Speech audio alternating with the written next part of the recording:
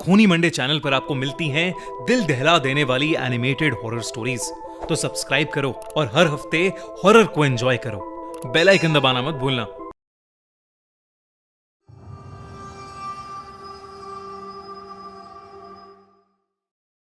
Leone एक 22 साल का लड़का था।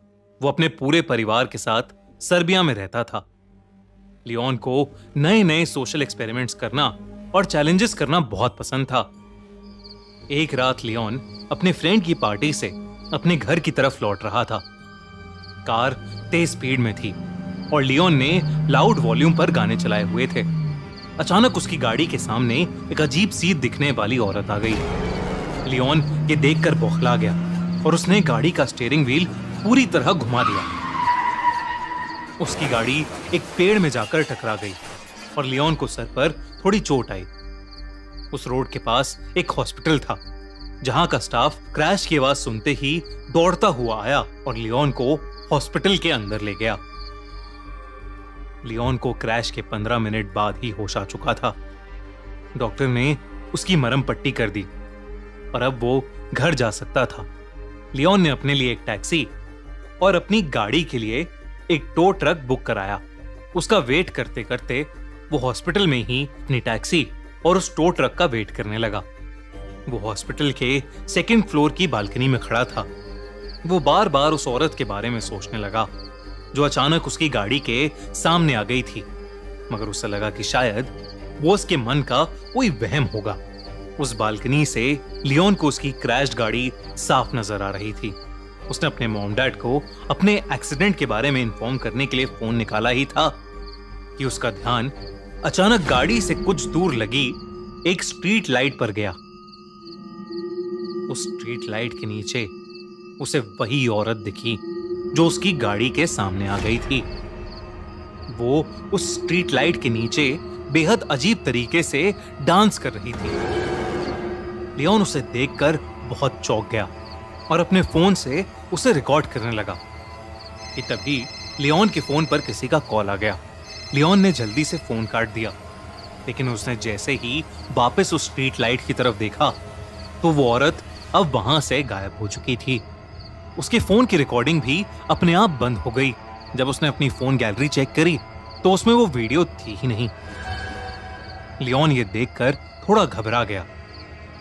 उसके कुछ ही देर में उसकी कैब वहां आ गई, इसलिए और वो तुरंत वहां से निकल गया।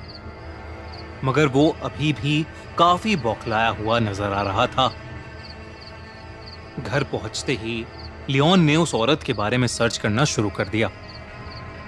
जब उसने इंटरनेट पर देखा तो उसके होश उड़ गए। इंटरनेट पर लियोन को एक वीडियो मिली जिसमें वही अजीब सी दिखने वाली औरत उसी स्ट्रीट लाइट के नीचे वैसे ही अजब तरीके से डांस कर रही थी। इंटरनेट पर लोग उस औरत को सर्बियन डांसिंग लेडी कह रहे थे। कुछ लोग तो उस डांसिंग लेडी को एक भूत भी बोल रहे थे और कह रहे थे कि वो डांस नहीं बल्कि कोई भूतिया रिचुअल कर रही है। ये सब देखकर लियोन उस औरत में और इंटरेस्टेड हो गया। अगली रात लियोन अपने छोटे भाई निको के साथ कैमरा लेकर उसी जगह चला गया जहां उसे वो औरत दिखी थी। वो दोनों रात के 12 बजे उसी स्ट्रीट लाइट से थोड़ा दूर जाकर छुप गए और कैमरा निकालकर उस औरत का वेट करने लगे। बहुत देर हो गई मगर वहां कुछ भी अलग नहीं हुआ। लियोन ने सोचा कि शायद वो औरत कोई मेंटली अनस्टेबल इंसान होगी। लियोन वहां से जाने ही वाला था कि उसने देखा कि सफेद कपड़ों में वही औरत उस स्ट्रीट लैंप के नीचे आ रही है। उसका चलने का ढंग बेहद अजीब था।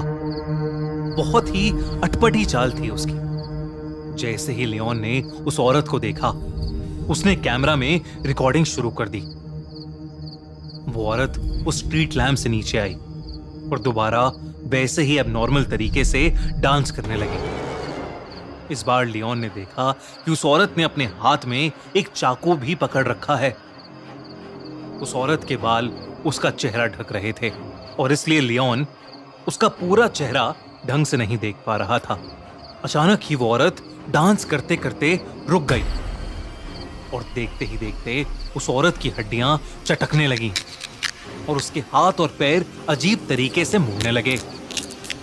तभी उस औरत ने अपना चेहरा लियोन की तरफ किया और वो उसे देखते ही जोरों से हंसने लगी। उस औरत का चेहरा डिसफॉर्म्ड और बेहद डरावना था।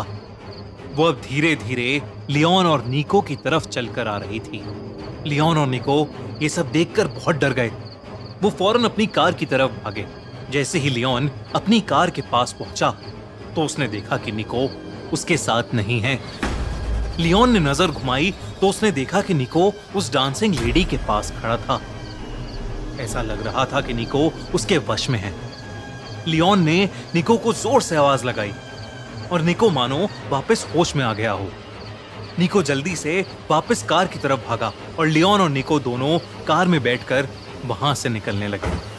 जब लियोन ने आसपास देखा तो वो डांसिंग लेडी कहीं नहीं थी, लेकिन फिर अचानक ही वो लियोन की कार के सामने आ गई। उसे देखकर लियोन की रूह कांप गई, लेकिन लियोन ने अपनी कार नहीं रोकी। लियोन की कार उस डांसिंग लेडी के आर पार हो गई और जब लियोन ने अपने रियर व्यू मिरर से पीछे देखा तो वो डांसिंग लेडी उस रोड पर खड़ी लियोन को ही घूर रही थी और फिर अचानक वो हवा में कहीं गायब हो गई। उस रात वो दोनों जैसे तैसे घर पहुंचे और चुपचाप सो गए। अगले दिन निको ने लियोन को बताया कि उस डांसिंग लेडी ने पिछली रात निको से कहा कि वो खुद डेथ है और वो जिसको भी देखेगी वो उससे उसकी सबसे करीबी चीज छीन लेगी। इस इंसिडेंट के कुछ ही दिनों में कुछ ऐसा हुआ जिसने लियोन और निको की जिंदगी हमेशा हमेशा के लिए बदल दी। एक रात लियोन और निको की मां एक्सीडेंट में मारी गई। उनका एक्सीडेंट भी उसी स्ट्रीट लैम्प के नीचे हुआ था जहां लियोन ने उस डांसिंग लेडी को देखा था। कभी कभी तो उस दिन के बाद से लियोन और निको को अक्सर उस डांसिंग लेडी के सपने आते हैं। बल्कि निको की हालत तो इतनी खराब हो गई कि वो कभी कभी रात में अपने घर से निकलकर बाहर सड़क पर उसी डांसिंग लेडी की तरह वैसा ही अजीब डांस करने लगता है। दोस्तों, सर्बियन डांसिंग लेडी सच में है या नहीं ये तो हम नहीं जानते, पर अगर आपको देर रात में कभी कोई ऐसी डांसिंग लेडी दिखे तो उससे दूर ही रहिएगा। क्या पता वो आपसे आपकी सबसे करीबी चीज ले ले।